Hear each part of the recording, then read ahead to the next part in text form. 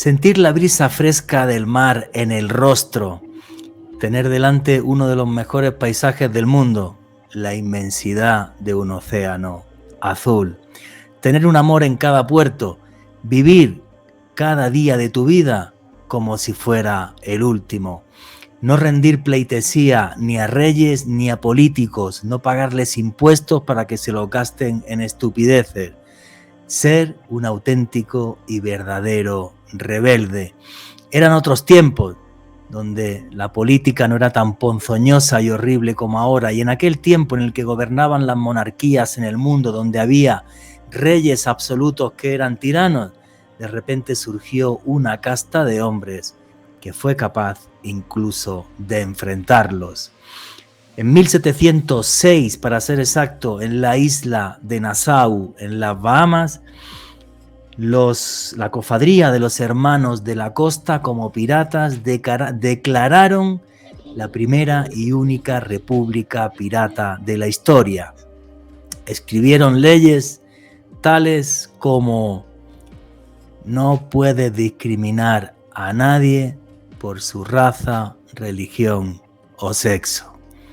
Después de casi 2000 años desde que eso se escribiera en algunos lugares del Mediterráneo como Grecia, aunque no creo que en Grecia escribieran lo de la raza, de repente un grupo en principio de bandidos y de forajidos fue capaz de levantar una bandera de libertad, la que tengo justo detrás, 2 tibias y una calavera.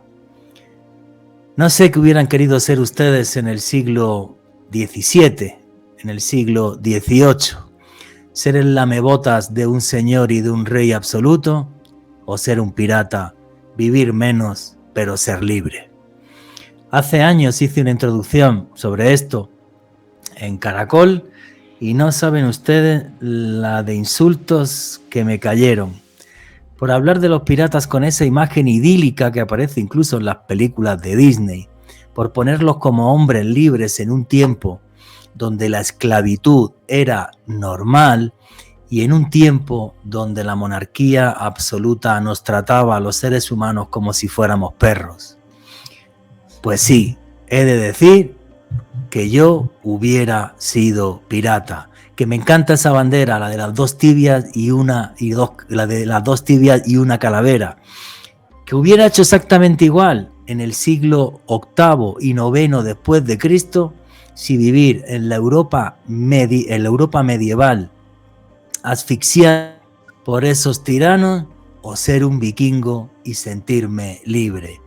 Para el final de mi vida, encontrarme en el Valhalla con mis amigos a tomar buena carne y buena cerveza. No sé si es que con los años me he vuelto un viejo gruñón, un ácrata o qué me pasa, pero cuando hago un programa como estos, con sinceridad disfruto un montón y me encanta. Porque con todas las ñoñeces y estupideces que tenemos ahora en el siglo XXI, hablar de esto, Dios mío, hay que tener un cuidado que no te puedes imaginar, porque ya nos han puesto autocensura. Directamente hay temas de los que no se puede hablar. Y es ahora, en pleno siglo XXI, con todas esas estupideces y con un nuevo fascismo que se ha inventado, porque es que ya hay cosas que no se puede hablar. Señores, me hubiera gustado ser pirata. Me hubiera gustado ser pirata, compartir una cerveza con Barba Negra o con Barba Roja. Me hubiera gustado ser pirata en la isla de Nassau y estar entre diferentes nacionalidades del mundo y diferentes colores de piel sin que hubiera discriminación por ello. Algo que no pasó en Estados Unidos, por ejemplo, pocas décadas, siendo Estados Unidos el adalid mundial de la libertad y de la democracia. Las leyes de segregación racial funcionaron en Estados Unidos hasta mediados del siglo pasado. En Nassau, repito, 1706, esas leyes se respetaban y el que no, lo pagaba con su vida. Fijaros lo importante que es esto, como un grupo de bandidos, como un grupo de renegados, de los que no se puede hablar, porque parece que hago apología de la violencia, fueron los que reinventaron la democracia moderna a comienzos del siglo XVIII. ¿No me creen? Hay incluso un museo en Nassau sobre esto. Es un hecho histórico. A día de hoy, debido a políticos maleantes y demás bazofia, ahora todos nos peleamos entre nosotros. Pues en este mundo de porquería, yo reivindico que quiero ser pirata. Buenas noches, familia del misterio. Mi nombre es Juan Jesús Vallejo. Los que queráis seguirme en redes sociales, mi Twitter es @JuanGVallejo, Juan J. Vallejo. En Instagram y en Facebook, Juan Jesús Vallejo. Y esto es otro podcast de Oculto tras la sombra. Y aquí lo que hacemos es periodismo de misterio. Os ponemos los hechos encima de la mesa y vosotros decidís qué hay detrás y qué no. Sabéis que hago viajes de autor. En abril del año que viene Perú. En junio será Turquía. Toda la información la tenéis en una página web, www.viajesjuanjesusvallejo.com. Saldrá dentro de unas pocas semanas, ¿vale? Vais a tener esa información y ahí tenéis ya un teléfono un número de WhatsApp donde podéis ir preguntando por la información de esos viajes. No sé si ha sido muy polémico o no la introducción, pero es que estoy harto de este mundo de mojigatos donde no se puede hablar de absolutamente nada y entonces reivindico mi derecho a sentirme pirata. Ahí está mi bandera. 2 tibias y una calavera. Que le den morcilla a todos los políticos, a todos los reyes y todos los que abusan de nosotros. Intentaré, como los piratas, pagar los menos impuestos posibles y esa plata me la gastaré con mis amigos como Alejandro Bernal o Mado Martínez en cerveza, buen vino y buenas viandas. Y a los políticos y reyes, que les den. Después de esta introducción que me salió del alma, Alejandro Bernal, amigo, compañero, ¿cómo estás? Muy bien, Juanje, te salió del alma y en nuestro caso nos costó nuestras cabezas en Caracol hace unos años, pero bueno. Efectivamente. Creo que aquella le hice un poco más fina incluso que esta, porque está sí. Esto como ese canal de YouTube, es lo que me sale ahí y tal, pero es verdad, tío, o sea, no se puede hablar de esto. O sea, es una cosa increíble. Pues le gusta al que le guste, al que no, no. En 1706, en Nassau, los primeros que dijeron no puede haber discriminación por sexo, raza o religión fueron los piratas. Y es más, el que no lo cumplía, lo ahorcaban. Así de fácil. Se acabó el problema de la discriminación. Mira uno de los primeros grandes experimentos democráticos, hombres en pro de la libertad y que lamentablemente en ciertos contextos pues son vistos de una manera, no sé, son como muy denostados por la historia y también a las personas que hablamos de estos temas, pero Juanji, un saludo para ti, también para Amado, para todos los suscriptores de Oculto tras la sombra, siempre es un gusto compartir con ustedes este espacio, ya saben que si disfrutan este tipo de material, los invitamos a que le den pulgar arriba y que lo compartan, eso le ayuda mucho a Juanje y hoy un recorrido muy interesante a través de historias de piratas, de corsarios, de filibusteros, personas que se adentraron en el mar, que hicieron proezas, algunos otros actos deleznables, pero sin lugar a dudas un recorrido muy interesante a través de la historia de estos personajes. Correcto, muchos de ellos hicieron cosas completa y absolutamente deleznables. Eso no se puede quitar. Pero claro, creo que las sociedades necesitan mitos,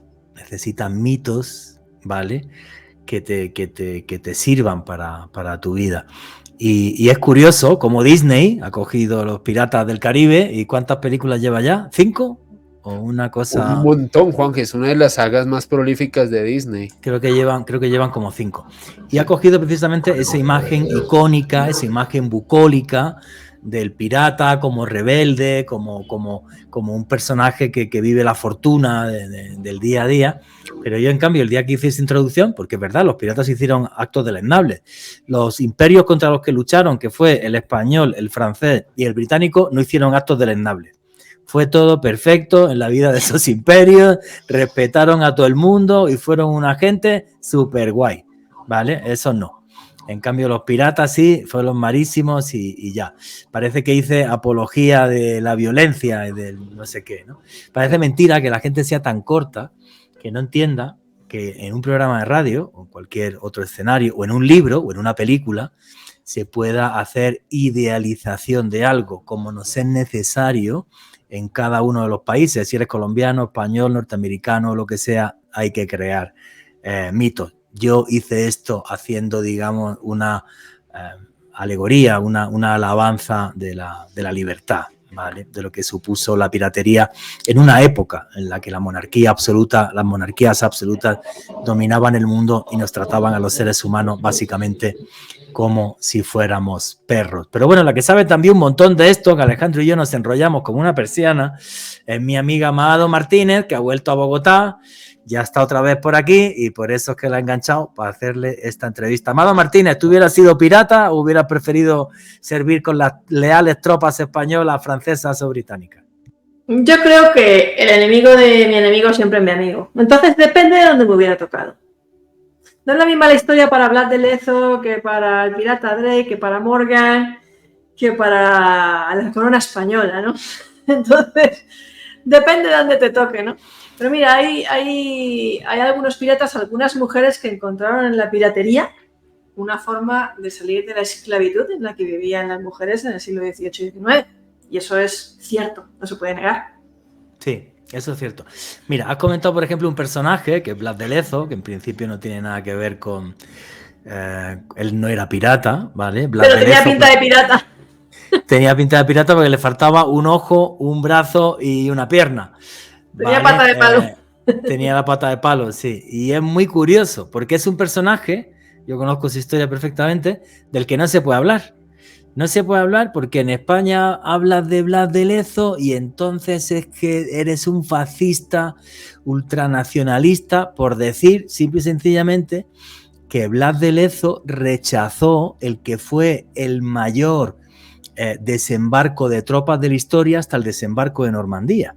Y hizo no solamente que Colombia no pasara a ser británica, sino que no cayera todo Sudamérica, porque realmente la orden de Blas de Vernon, que era el almirante que llegó, era toma Cartagena y una vez tomes Cartagena, obvio, continúa para el sur, ¿vale?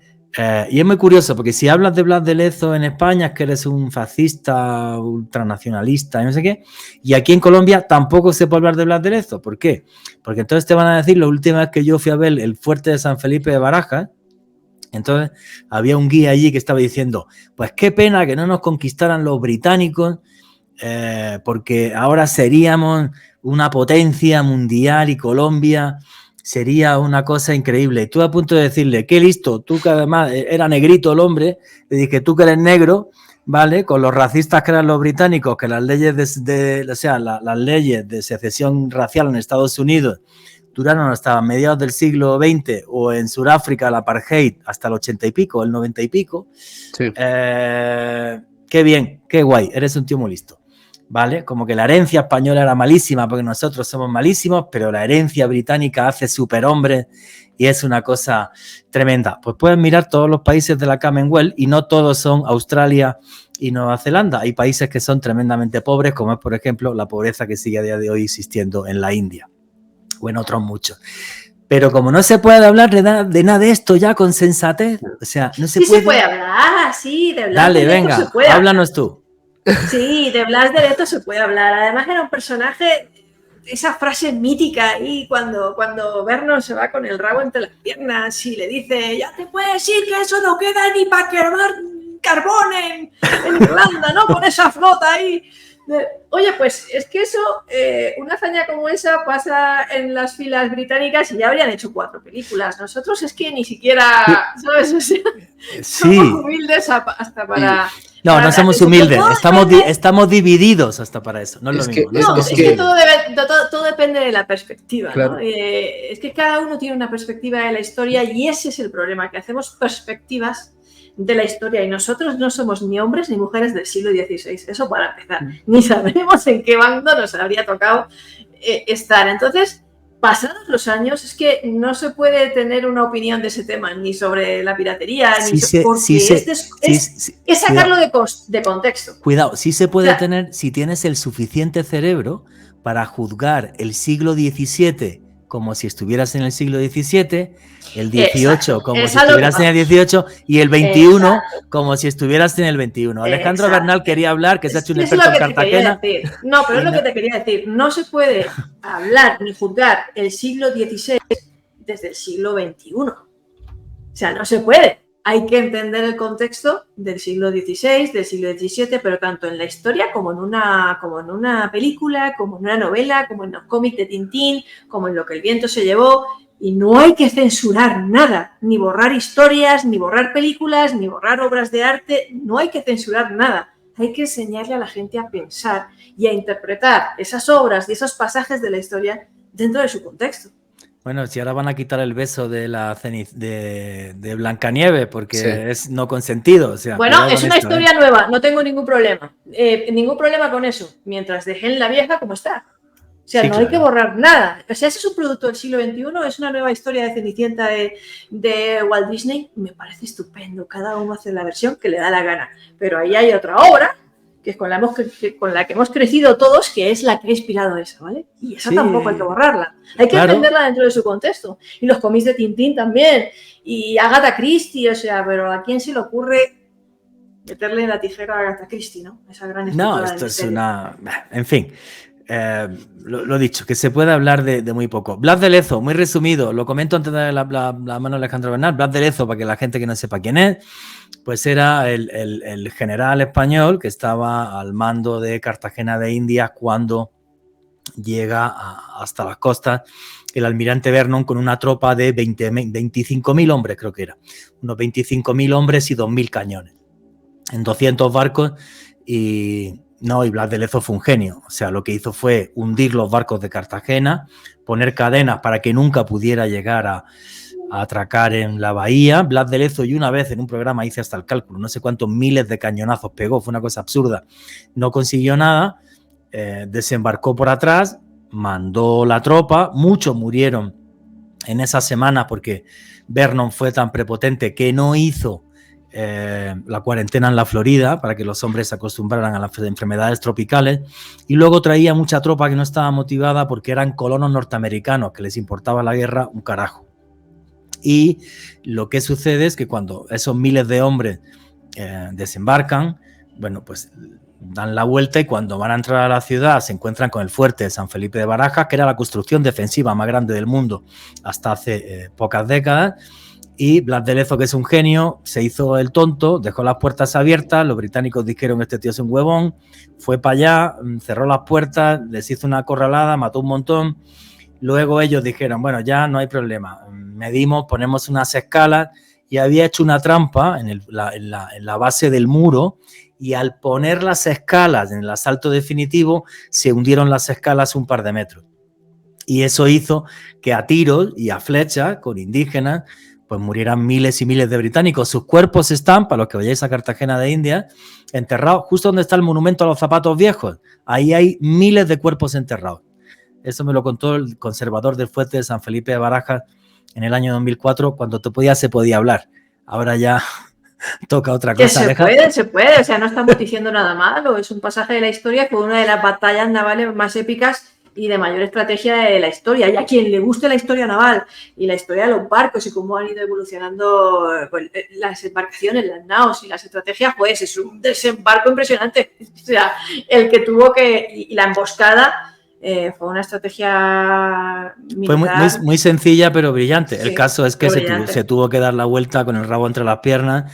Además tuvo que quemar barcos porque ni siquiera los podía maniobrar. O sea, fue un desastre. Es más, el rey británico puso pena de muerte al que hablase del tema. Pena de muerte. No se podía ni mencionar, porque entre las muchas cagadas de Vernon fue mandar acuñar unas monedas de oro que se pueden ver aquí en el Museo Nacional, unas monedas de oro con Blas de Lezo arrodillado ante él. Y eso nunca llegó a pasar. Alejandro Bernal, que no te dejamos hablar, macho. Pues Juanje, hablar de Blas de Lezo y me suma a lo que decía Amado hace unos minutos, si el tipo fuera británico ya habría tenido 3 películas protagonizadas por Mel Gibson, 5 series de Netflix y un poco de representaciones heroicas. Creo que ese es un tema que tenemos los hispanoamericanos, que de pronto no somos tan grandilocuentes y no tenemos un aparato de propaganda tan grande, pero nunca olviden que es muy bueno ver a los españoles patear el trasero de los ingleses, como sucedió en la final del Mundial Femenino, así que bien por ustedes. Pero eso lo dices porque los ingleses tiraron a la selección de Colombia. No solo por eso España jugó mejor, se lo merecían. No, fíjate, para mí era España y Japón. Pero bueno, volvamos a Blas de Lezo. Hablando de Blas de Lezo, un personaje tan mítico, Juanjo, un genio, para ponernos en contexto de las personas que están viendo este podcast. Venía Vernon con más de 80 embarcaciones, más de 2.000 cañones. Blas de Lezo realmente prácticamente no tenía casi nada salvo su ingenio, su capacidad táctica y estratégica de poder literalmente reducir a esa tropa tan impresionante y tan enorme que tenían los ingleses. Les literalmente los arrasa en esta batalla, y fue tan humillante esta derrota para los ingleses que literalmente esto desarmó sus planes, no solo de intentar volver a hacer una nueva incursión en Cartagena, sino de realmente incluso plantearse la posibilidad de llegar aquí a Sudamérica. Así que realmente Blas de Lezo, a él le debemos que en esta parte del mundo hablemos español realmente, Juanje. Y mira, una cosa, ¿no? A mí no me gusta patearle el culo ni a los ingleses ni a nada. Yo juego a rugby con ingleses toda la vida, pero es algo que pasó y nos da identidad, ¿vale? Hoy día se convierte en un mito del que no se puede hablar, ¿vale? Ni en Colombia ni en España, que esto es una cosa curiosa, para que tenga algo de relación con Alien versus Predator. Sí, oye, para que tenga relación luego con la piratería, pues ya hemos destrozado el guión, ¿vale? Blas de Lezo peleó contra los piratas argelinos en el Mediterráneo, sí, ¿vale? Sí. Eso es cierto. Entonces, pero bueno, pues una vez que pasó esa derrota y aquí se sigue hablando español, pues si hubiéramos perdido, aquí se hablaría inglés. Yo no estaría en Bogotá, estaría viviendo, no sé, en Asunción o en otro sitio donde hubieran llegado los británicos. Si hubieran llegado los españoles antes, al igual esto era Mayalandia. Sí, Mayalandia. ¿Cómo sería toda América Latina? El imperio de Mayalandia. ¿Cómo habría evolucionado? Eso da para una serie de televisión. Es muy complejo porque, mira, si tú analizas los países, de la Commonwealth y tal, hay algunos que tienen una riqueza y a día de hoy una industria brutal, y otros que no, para nada. Pues todos los países, por ejemplo, que los británicos llegaron a dominar en África, a día de hoy en ninguno es que se viva bien, ¿vale? Ni mucho menos. Entonces luego también acaba siendo un poco la idiosincrasia de los pueblos. Es un tema muy complejo porque, por desgracia, el colonialismo marcó la historia de la humanidad, sobre todo desde lo que fue finales del siglo XV hasta hace 3 días. La última guerra colonial de la historia fue la guerra del Vietnam, que fue la guerra más estúpida del siglo XX. Eso ya en términos de imperialismo, porque realmente España fue colonizada, era una provincia romana, se llamaba Hispania. Y toda la vida. Acabaron las minas de plata, las minas de oro, o sea, y ahí está para quien quiera. No, y sí, el acueducto de Segovia. Sí, claro, o sea, todos nos hemos conquistado y hemos sido conquistados. El derecho romano. Pero aparte de eso, mira, pongo solamente un ejemplo. Filipinas, que pasa a manos norteamericanas en 1898, después de la guerra hispano-norteamericana. Bueno, pues los norteamericanos hicieron el genocidio filipino, mataron 1,5 millones de personas, ¿vale? No es que la broma les saliera gratis, no es que llegaron los ingleses o los gringos y ya todos somos ricos. No es así, ¿no? Yo cuando escuché a aquel señor me callé y dije, yo me voy y listo, que calladito está más bonito, que vamos a acabar aquí a mamporros. Pero bueno, el problema es que a día de hoy estamos politizando la historia y eso sí es triste. El día que yo hice aquella introducción, en cierta medida similar a esta en Caracol, que Alejandro Bernal estaba allí delante, básicamente lo que hice fue hacer eso, pues una alegoría, un mito de lo que era ser libre. Y ser libre en el siglo XVIII, en cierta medida, era ser rebelde, ¿vale? Y básicamente lo que hice fue eso. Bueno, no te imaginas el escándalo que se montó. A día de hoy ya no, a día de hoy ya en Caracol no hablo así, pero para nada, de nada, ¿vale? Yo estoy calladito, hablo de mis ovnis, mis marcianitos, mis cositas así, y ya, hasta si hago un tema de conspiración, lo hago aquí en oculto. tras la sombra. Ya no lo hago ni en Caracol. Yo que estuve presente ese día que hiciste esa introducción, no sé si lo recuerdas, teníamos ahí en cabina a Miguel Pérez, es el chico negro, chico afro. Claro. Y recuerdo la pregunta, y recuerdo que la pregunta que tú le hacías a él, y me parece que viene muy a la mano de esto que estamos hablando, del concepto de libertad, al menos que se vislumbra desde los piratas, tal y como tú lo comentaste, y le preguntabas a Miguel si él, al ser una persona negra, ¿qué hubiese preferido? ¿Ser un esclavo o intentar buscar su libertad como pirata? Y creo que, tal y como dice Mado, eso depende del contexto y del lugar en donde te hubiese tocado nacer. Sí, claro, yo no sé qué hubiera sido en el siglo XVIII. ¿O qué hubiera sido en el siglo XV? XVI, claro. En el XVI, yo qué sé. Pues ahora en el siglo XXI, pues resulta que soy periodista, ¿no? Y creo que es verdad, me estoy haciendo un viejo gruñón, ¿no? Sobre todo por esto, que de repente es que no se puede hablar de nada, y hay que tener un cuidado del carajo. Y ahora viene toda esta generación de cristal, que no los puedes llamar por teléfono porque es de mala educación, hay que escribir por WhatsApp y pedirles así no sé qué.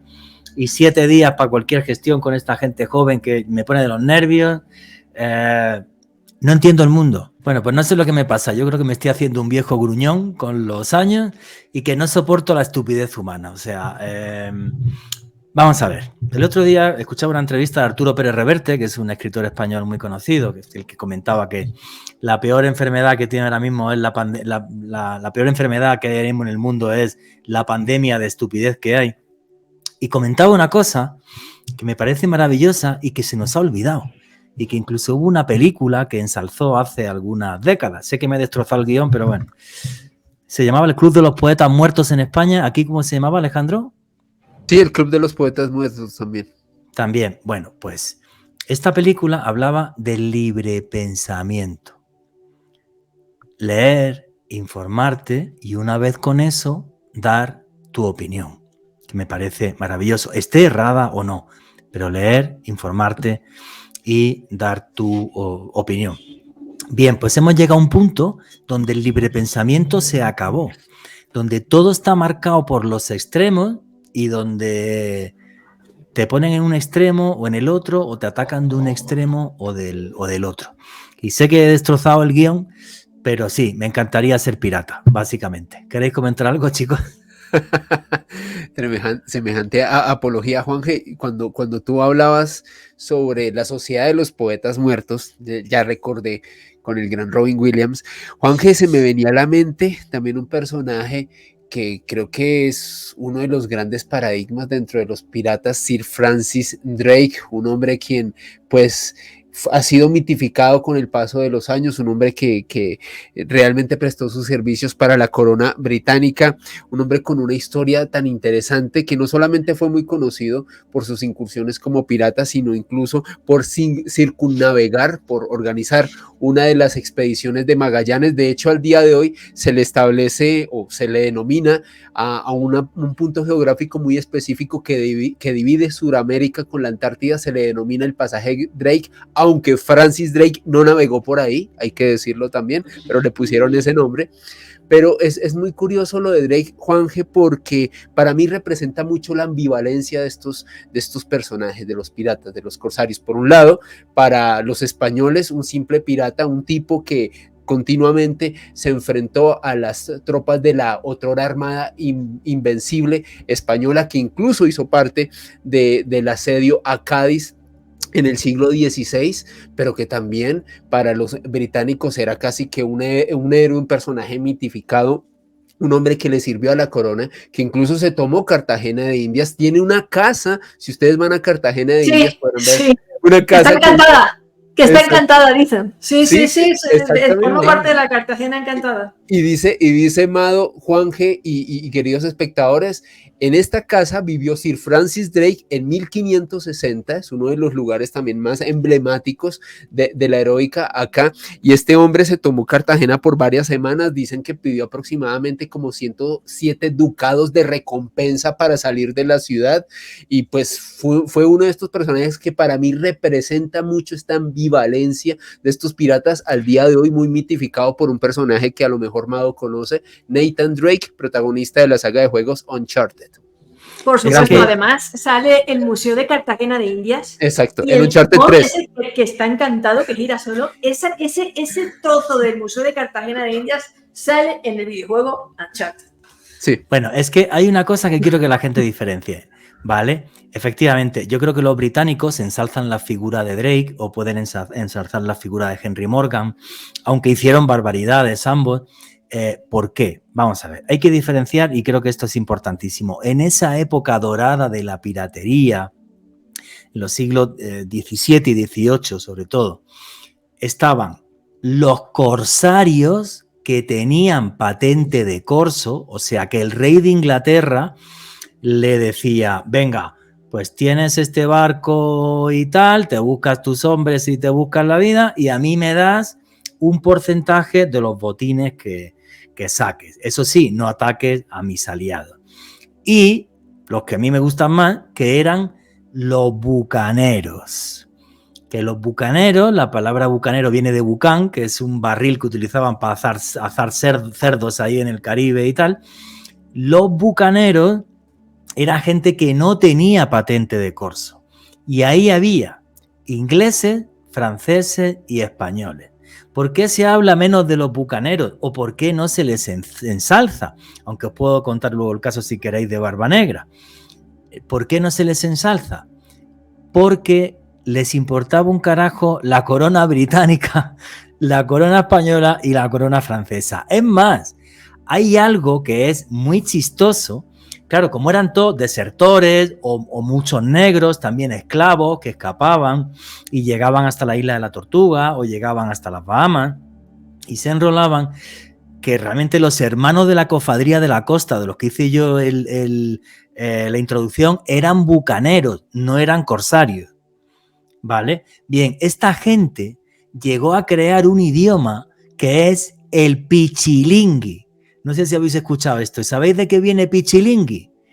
Que llegaba un inglés o un español y le decía, speaking English, y el otro le decía, pichilingui, y de ahí se le puso. Mira, como los aviones Mosca en la Guerra Civil Española, que eran Moskva, de Moscú, y llegaban a los ensamblajes de las cuevas de Canelobre en Alicante, donde los ensamblaban los aviones, ese fue el último reducto del bando republicano, y decían, mira, los aviones Mosca.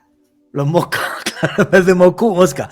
Bueno, pues el pichilingui tiene ciertas reminiscencias, como es, por ejemplo, en las islas, estas que están en Panamá, que hacen frontera con Costa Rica, en Bocas del Toro. En Bocas del Toro hablan guariguari. El guariguari básicamente es un pichilingui, ¿vale? Porque ¿sabéis cómo se dice buenos días? Esa palabra me la voy a guardar de insulto. La próxima vez, en vez de decir filipichi, voy a decir pichilingui. ¿Sabéis cómo se dice buenos días en guariguari? What happened, primo? Uy. Qué Spanglish tan sabroso. What happened, primo? O sea, es una cosa súper, súper loca. Y en la costa de Costa Rica también hay otro sitio. Hacen una canción de eso. El nuevo ASRG. Ah, sí, seguro. What happened, primo. Y también en un lugar en Costa Rica, Puerto Limón. Puerto Limón también es una cosa muy rara. Y no sé si el medio inglés, ese raro que hablan en San Andrés, también tiene que ver con el pichilingui, creo. Juraría. Es muy posible, Juanje, es muy posible porque también pues, y de hecho esto lo hablábamos antes de arrancar este podcast, Juanje, Henry Morgan, también otro mítico de los piratas británicos y cuyos vestigios al día de hoy han generado muchas leyendas en un lugar aquí en Colombia, San Andrés y Providencia y la isla de Santa Catalina, que hoy en día pertenecen a este país. Y bueno, y se comentaba que Henry Morgan, luego de haber realizado unas importantes incursiones en la ciudad de Portobelo, en Panamá, también en Haití, y antes de ir a Ciudad de Panamá en específico, este hombre aseguró este punto en específico, estas islas de Colombia, San Andrés y Providencia, luego de saquear una importante cantidad, se dice de acuerdo a una leyenda que le dio una instrucción a 4 de sus esclavos de que tomaran parte de ese tesoro y lo escondieran en la isla de San Andrés y Providencia, y al día de hoy es uno de los tantos mitos que ha inspirado a muchas personas a visitar esta isla a ver si quizás se pueden encontrar parte del tesoro del mítico Henry Morgan. Claro, yo por eso hubiera preferido ser bucanero. Los bucaneros no tenían esclavos.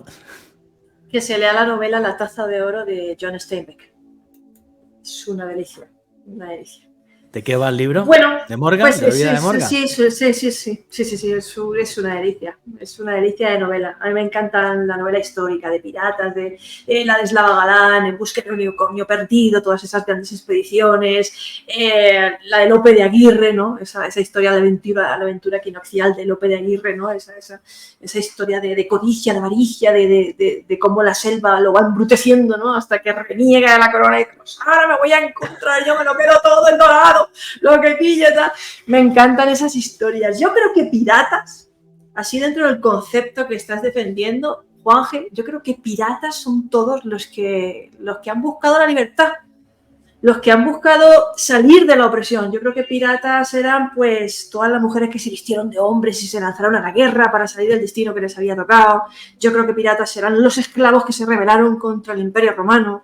Yo creo que pirata era Blas de Lezo. Yo creo que Bolívar era un pirata que se rebeló también contra un sistema. Y al final creo que todo ese espíritu es el de los piratas y que no es que fueran héroes ni que fueran perfectos, no lo eran. Y estamos hablando de unas épocas, unas condiciones durísimas. De sobrevivir era un milagro en aquellas épocas, era una cosa, hay que imaginarse también en el siglo XVI, por ejemplo, en la Edad Moderna, las condiciones de crisis que azotaban Europa, crisis democrática, crisis social, crisis económica, toda la gente que saltaba de la península al Nuevo Mundo, buscando una vida mejor, donde las costumbres eran más relajadas, era la tierra prometida para los habitantes de la península, ¿no? Donde las leyes eran muy estrictas, la Inquisición, la persecución era muy estricta, brutal, la persecución contra el que era diferente era brutal también, judíos. Porque se nos olvida que la historia se escribió a sangre y fuego, y que todos los imperios fueron tremendamente injustos y que todos los reinos eran tremendamente injustos. Y entonces, que eso podríamos hacer otro día otro podcast sobre rebeliones y revoluciones, las revoluciones que cambiaron el mundo. Yo a día de hoy prefiero la palabra evolución a revolución, creo que estamos en otra época. Sí, ya no hay que derramar ríos de sangre, pero si tú querías rebelarte contra el poder en el siglo XVII, con un poder asfixiante, cuando estaba la Inquisición, la Iglesia, los reyes, donde te titulaban a impuestos, yo creo que hasta más que a día de hoy es difícil, pero donde te fastidiaban la vida, macho, o sea, es que eso era el mundo, ¿vale? Eso era el mundo, pero como ahora está todo politizado, quieren que vivamos en los mundos de Yuppie, pues no se puede hablar de esto. Amado Martínez, dime. Dime. No, te iba a preguntar, que yo sé que conoces la historia de una pirata china, para irnos de aquí de la polémica del Caribe y de Francia, España y Gran Bretaña, y que sé que conoces la historia de una pirata china súper curiosa, una mujer llevando una gran flota. ¿Cómo fue esa historia, amado Martínez? Sí, porque esta historia es muy desconocida, poca gente la conoce, porque casi todo el mundo, yo creo que a raíz de la serie Black Sails de piratas de HBO, conoce la historia de Anne Bonny y Mary Red en el siglo XVIII, que fueron estas dos piratas irlandesas que se ha especulado mucho. Sí, pero llegaron a llevar barcos, incluso a capitanear barcos y todo. Estuvieron en tripulaciones, en la tripulación de Jack Rachman, hay mucha especulación ahí sobre si realmente llegaron a capitanear o solo formaban parte de la tripulación, si tenían algo entre ellas o tenían un trío con Jack Rachman o simplemente eran amigas. La cuestión es que fueron grandes amigas estas dos compatriotas irlandesas en el siglo XVIII y forman parte de la historia de la piratería. Vidas apasionantes, pero el caso que os voy a contar es tan sumamente desconocido y tan sumamente alucinante porque esta mujer sí llegó a comandar una flota impresionante, la flota pirata más importante de la historia. O sea, esto es increíble. ¿Y eso en qué siglo fue, tía? Esta fue un poquito posterior a Anne Bonny y Mary Red, porque ellas eran del siglo XVIII y esta era del siglo XVIII y XIX. Esta nació en el 1775 y murió en 1844. Se llamaba Madame Qing y la conocían como el terror de los mares. O sea, la apodaron así, el terror de los mares. Bucanera, de las que me gustan, nada de acuerdo con el gobierno chino ni nada, efectivamente. No. O sea, esta nació en la época de la ley del más fuerte, que eran las épocas en las que les tocaba vivir, ¿no? Y las mujeres, lamentablemente, pues eran normalmente la víctima, nunca el verdugo. Ella era una prostituta de uno de los burdeles cantoneses más famosos de la época. Y bueno, pues todo el que tuviera una moneda le levantaba las faldas. Era prostituta, ese era su destino, era donde le había tocado estar. Y en aquella época, un pirata bastante famoso que se llamaba Zheng Yi, pues se quedó totalmente encaprichado de esta mujer. En aquellos tenía ya ella unos 26 años, pero dicen que era guapa, esbelta, con un espíritu fuerte, ¿no? Que vamos, que era la joya de ese prostíbulo. Y él se encaprichó tanto de ella que la quería hacer su esposa, la quería convertir en su mujer. Y ella decía que no. Que le daba la mitad de la flota o que no. Le negoció, ¿vale? Tanto ya estaba acostumbrada a que hicieran comercio de su cuerpo que supo convertir esa desdicha a su favor, ¿no? En una virtud. Darle la vuelta. Pero no en una virtud, sino en algo a su favor, sí. Algo a su favor. Y entonces él, este hombre, el capitán Zheng Yi, aceptó. Y ella no solamente le había pedido formar parte de la tripulación y quedarse con la mitad de la flota, sino que le pidió abiertamente que ella quería comandar con él, que ella quería ser una igual a él y que aprender. Ellos dos iban a ser los que iban a dirigir y a comandar y a capitanear esa flota que entonces tenía 400 barcos. 400 barcos, corría el año 1801. Y bueno, juntaron esto, ellos se juntaron, surcaron los viajes, batallaron aquí, batallaron allá, entre otros en la rebelión vietnamita, en el bando de Saigon, que fue precisamente en Vietnam donde ellos adoptaron a un niño que llamaron Tham Bao. Pero escucha, porque la cosa se pone cada vez más interesante en la vida de esta mujer. Porque nadie es inmortal, y hasta el más poderoso de los hombres, pues aunque sea sobre las aguas o sobre la tierra o sobre los mares, muere. Y en 1807 Zheng Yi murió y esta mujer se quedó viuda. No se sabe muy bien cómo murió. Hasta Jorge Luis Borges se atrevió a especular un poco con las causas de su muerte. No se sabe si es que se amotinaron simplemente contra él o si es que su tripulación sospechaba que había pactado con el emperador y que entonces se amotinaron contra él como castigo porque había decidido aceptar un trato con el emperador. O, bueno, pues que simplemente lo asesinaron o que murió de una intoxicación. No se sabe muy bien, no tenemos información de cómo fue que murió este hombre. Lo que sí sabemos con total seguridad es que al morir, su viuda, Madame Ching, se puso al frente de esta flota pirata de unos 400 barcos y miles de marinos. El legado ¿Y no será que ella se lo cargó? ¿Sabes lo que pasó después? Porque no es que hubiera otros aspirantes a ser capitán y hacerse dueño de la flota, pero no permitió que nadie se le pusiera por delante. Era una mujer muy brava, muy brava. Siempre le había caracterizado un carácter muy fuerte. ¿Sabes lo que pasó después? Que esta mujer convirtió esa flota de 400 barcos en una flota de 2.000 barcos. 2.000 barcos. Barcos. ¿Y os acordáis de ese niño que habían adoptado en Vietnam? Sí. Ese hijo que habían adoptado. Se llamaba Tham Bao. Tham Bao se casó con él. Lo convirtió en su marido. Que no sabemos muy bien tampoco si es que en realidad siempre había estado enamorada de su hijo y se cargaron al marido, porque podríamos especular. Y se cargó al marido, sí. O que lo hizo su marido.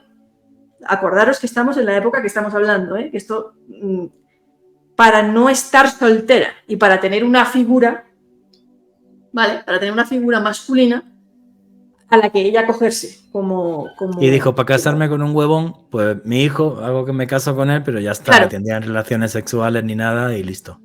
Exactamente. La cuestión es que esta mujer, como digo, fue la pirata más poderosa de la historia, porque imagínate una flota de 2.000 barcos, 2.000 barcos. La conocían como la armada... Podía invadir un país. No, es que la conocían como la armada de la bandera roja. y se hizo más temible que nunca, ¿no? Cuando ella cogió el control absoluto de la flota. Era muy ambiciosa, fue impresionante. Y a lo largo de una década sembró el terror en los mares y acabó convirtiendo la palabra paz en algo ajeno a la vida cotidiana. O sea, mandaba con mano de hierro y estableció un estricto código de honor. Atención, volvemos a lo que decimos. El pirata, actitudes deleznables, horribles, ¿vale? Pero la desobediencia se pagaba con pena de muerte. Quedaba prohibido robar del fondo público o a los aldeanos, ¿vale? Porque eran los que actuaban como proveedores de los piratas. El botín siempre pasaba una inspección grupal, es decir, democrática. Se registraba todo y luego el líder de la flota lo distribuía. Y el que saqueaba el botín en primer lugar recibía el 20% y el resto iba a parar a un fondo común. Atención, tenía muchísimas más normas y leyes. Por ejemplo, no se podía violar a las mujeres. ¿Ok? Podías hacer botín, pero no con una mujer. ¿Vale? Tenía una serie, unos códigos de honor muy estrictos en referencia a las cautivas. Si un pirata decidía casarse con una mujer, estaba obligado además a serle fiel. Flipa. Wow. Flipa. Y las que no eran muy guapas eran liberadas o podían pedir rescate por ellas, pero no podían violarlas. Si algún pirata tenía relaciones sexuales con alguna de ellas, aunque fueran consentidas, era decapitado. Pero decapitado ahí y a ella la arrojaban por la borda. ¿Ok? O con una bala de cañón ahí atada a la pierna. Y no era que quisiera proteger a la mujer, decían de la violación, probablemente había que pasar por caja antes y pagar por ello también, dicen, ¿eh? O sea que ahí tenemos también la doble balanza. ¿Las estaba protegiendo o estaba protegiendo el valor? ¿No? Al fin y al cabo, Madame Chima había tenido un burdel y sabía lo que valía una mujer y sabía lo que valía la carne. Sí. Bueno, alquilar o vender. Bueno, lo que sí llama la atención en cualquier caso es el tema de la fidelidad conyugal. Eso sí que llama la atención. Y eso no tiene nada que ver con la mercancía, ¿no? Te casabas con una mujer, tenías que serle fiel. Y desde luego no fue todo guerra y terror, porque su inteligencia le decía que su mayor enemigo no eran los aldeanos de los pueblos sometidos, sino el gobierno. El gobierno. Por eso ella tenía unas relaciones, supo establecer una serie de aliados con todos los aldeanos y puerto al que iba, puerto en el que siempre tenían acogida. Tenía además una norma de convivencia clarísima. Los piratas no podían ni requisar vino, ni arroz, ni pólvora, ni cualquier otra cosa sin pagar. O sea, ¿qué pirata es ese? Qué curioso, el comportamiento más o menos, pagaban absolutamente todo. Lo pagaban todo. El comportamiento más o menos ejemplar de los piratas se ganó la simpatía del pueblo, de la flota de esta mujer. Y en cualquier caso hay que contar que, el favor del pueblo siempre era una ventaja a la hora de consolidar una buena red de apoyo, de suministro, de escondite, de refugios, lo que fuera, lo que fuera, ¿no? Y en medio de todos aquellos trajines de emporio marítimo, normas de comportamiento del personal, negociaciones de los aldeanos, estrategia naval y pues, también hubo, pues eso, espacios para el amor con su hijo y con el negocio, ¿no? Y esta señora, o sea, vamos a ver, lo que hacía era atacar los barcos de diferentes gobiernos de la zona, de Vietnam, de aquella época era Indochina, de Malasia, de todo esto, les atacaba los barcos donde iba la plata, se lo quedaba, luego iba a puertos donde supiera que la iban a coger y así estuvo viviendo muchísimos años. Pero ¿cómo fue el te voy a explicar cómo fue evolucionando el tema. La hegemonía del terror que tenía esta mujer, yo que hablar bastante. Lo que pasa es que, claro, hay pocas historias de piratas mujeres, pero sobre todo pocas historias de piratas traducidas de chino al español, al inglés, ¿vale? Que no fue como hasta el siglo XIX, principios del XX, que empezamos a conocer la historia de esta mujer. Pero ella iba por ahí saqueando mercados, aldeas, Macao, Cantón, iba por todas partes sembrando el terror. Que tampoco es difícil imaginar, creo yo, que cuanto más se fraguaba esa fama criminal, pues más enemigos sembraba. Pero tuvo dos que llegaron a ponerla contra la espada y la pared. Y uno fue Opotae, un antiguo socio pirata que había cambiado de bando, que la asedió durante años y ella logró evadir tanto a los oficiales chinos de la dinastía Qing como a los cazadores de recompensas de Opotay, los portugueses o los británicos. O sea, esta mujer se enfrentó a todos, ¿no? Pero en 1809 la flota de Qing sufrió un fuerte revés a causa de, bueno, una serie de derrotas infligidas por la marina portuguesa. Y la derrota definitiva llegaría al año siguiente en la contienda naval de Chep-la-Coque, donde no le quedó más remedio que rendirse ante los portugueses. Y el gobierno imperial les ofreció una amnistía a cambio de su rendición definitiva. Entonces lo que tenía que hacer era abandonar la carrera pirata, aunque podían conservar sus riquezas. En cuestión de cifras, la amnistía le salió rentable. De su flota de 17.318 piratas, atención, solo deportaron 60, exiliaron a 136 y únicamente 126 fueron condenados a muerte, ¿no? Y ellas, pues como se casaron, ella volvió al cantón y lo que hizo fue montar otro burdel. Qué historia tan loca, tía. Lo acabo de flipar. No sí, la conocía. montó un burdel y un casino en Macao. y se dedicó también al comercio de la sal. Sí. Y así empezó el vicio en Macao, gracias a Madame Qing, que llega hasta el día de hoy y me han dicho que Macao como para flipar. Bien. Que tuvo 2 hijos, ¿eh? Una niña y un niño, supuestamente con el hijo con el que se casó. Bueno, que era su hijo adoptivo. Era hijo adoptivo, que no era un incesto ni... Pero vamos, la fama de inteligencia en materia de estrategia militar de esta mujer es extraordinaria. Sin haber tenido entrenamiento militar. De hecho, se convirtió en asesora de Lin Seung en la Primera Guerra del Opio de 1839. Asesora de estrategia militar, ella, ¿eh? En ese enfrentamiento se enfrentaron al ejército británico. Sí, ella era uno de los cerebros de la estrategia... Militar de defensa. Sí, militar de defensa. Dios santo. Alejandro Bernal, ¿qué opinas de esta historia? Ya me he quedado flipando, tío.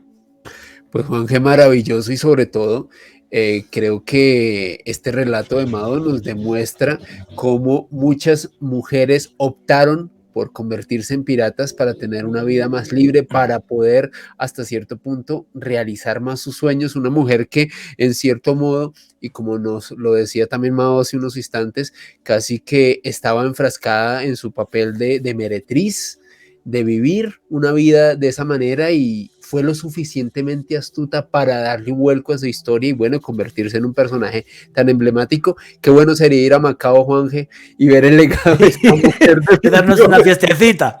Ahora que no me ve mi novia, vale, bien. Conmigo no contéis. Conmigo no contéis. Yo, después de la historia que ha contado Mado Martínez, ya no sé si quiero ser bucanero o pirata chino. Ya...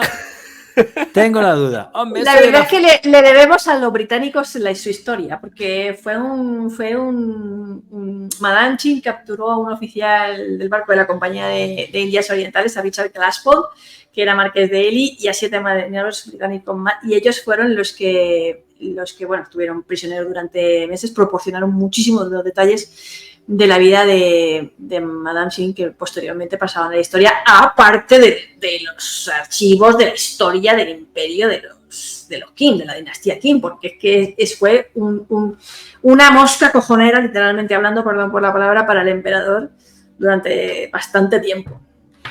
Y todo terminó con la desgraciada y patética guerra del opio, que hubo 2, y donde humillaron a China.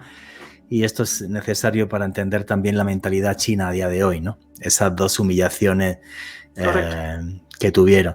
En fin, creo que hemos hecho uno de los podcasts más raros de la historia de Oculto tras la sombra, porque la primera media hora, que además habréis notado como un pequeño corte, que es porque se fastidió internet, yo creo que nos tienen aquí monitoreados, y estuvimos hablando, bueno, pues de cosas que yo creo que habláis todos en casa, de este tiempo loco donde... Valga la redundancia, no podemos hablar de ciertos temas.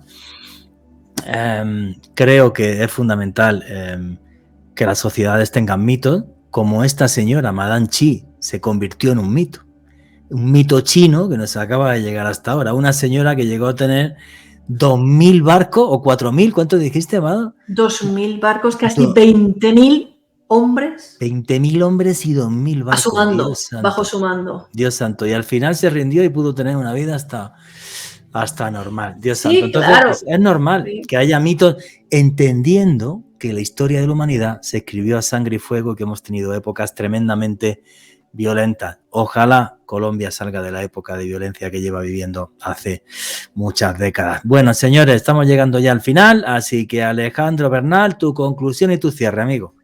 Juanjo, un podcast muy variado, pero también con un gran componente de piratas, historias muy interesantes realmente. Y bueno, y nos gustaría que nos comentaran, que nos dejaran sus impresiones ahí en los comentarios, qué opinan sobre los piratas y estas historias que les compartimos en este podcast. Y a mí en redes sociales me pueden seguir en Twitter, Instagram y TikTok en @alebernalpress con @. Mado Martínez, amiga, tu conclusión y tu cierre. Mis conclusiones, pues no sé si de pirata, pero en aquella época sí me habría gustado cruzar los mares y mezclarme con todo tipo de gente. Yo creo que por eso estudié antropología, porque me gustan las culturas, la diversidad, la gente, conocer otros modos de vida, otros sistemas de creencias y aprender la gran lección que dos cosas pueden ser verdad al mismo tiempo. Me seguís en Twitter, Nebraskan, en Instagram, en TikTok, Mado Martínez, y en Facebook, Mado Martínez, escritora. Muy bien, amiga. Todo el mundo me ha dicho que me abra un TikTok. Este paso me va a tocar. Vale. Bueno, el podcast más raro que hemos hecho, No oculto tras la sombra. Yo no sé si esto va a tener audiencia o nos vais a mandar al carajo. Casi con toda seguridad, además, nos van a desmonetizar el vídeo por ciertas palabras que hemos dicho, pero aún así lo voy a colgar. Y... no, pues qué decir, pues que yo creo que un podcast así es porque somos amigos y Alejandro y Mado somos todos colegas y de repente pues ha surgido a nivel público una charla que podemos tener en privado, ¿no? Que vaya tiempo que nos ha tocado vivir, que supuestamente en un siglo XXI de libertad nos están fastidiando la libertad y no podemos hablar con sensatez después de haber leído y con cultura de cualquier tema y expresar nuestras opiniones, estén erradas o no. Porque pueden estar erradas. Esa frase que ha dicho Mado Martínez me parece buenísima, ¿no? Que a lo mejor dos personas pueden tener razón a la vez diciendo cosas distintas. Y nada, pues que si hubiera vivido en el siglo XVIII entre ser un pringao o ser bucanero, pues es posible que hubiera llevado detrás esa bandera. Hubiera vivido menos, pero hubiera sido libre. Y creo que la libertad es algo que no debería tener precio. A día de hoy... no sé por qué, le han puesto precio con unos políticos cada día más mezquinos que les encanta levantar el odio. Todo está politizado, ya no se puede hablar de nada y me da mucha pena. Y quizás sí, me he vuelto un viejo gruñón que añora de vez en cuando haber nacido en otro tiempo. No sé si porque soy un bohemio y un soñador o porque cada día estoy más loco. Bendita locura y que me acompañe hasta el día en que me vaya al más allá. Sean felices, sean libres. No se corten y hablen de lo que sienten y sean librepensadores, leyendo y documentándose y no tienen por qué estar de acuerdo con el resto del mundo.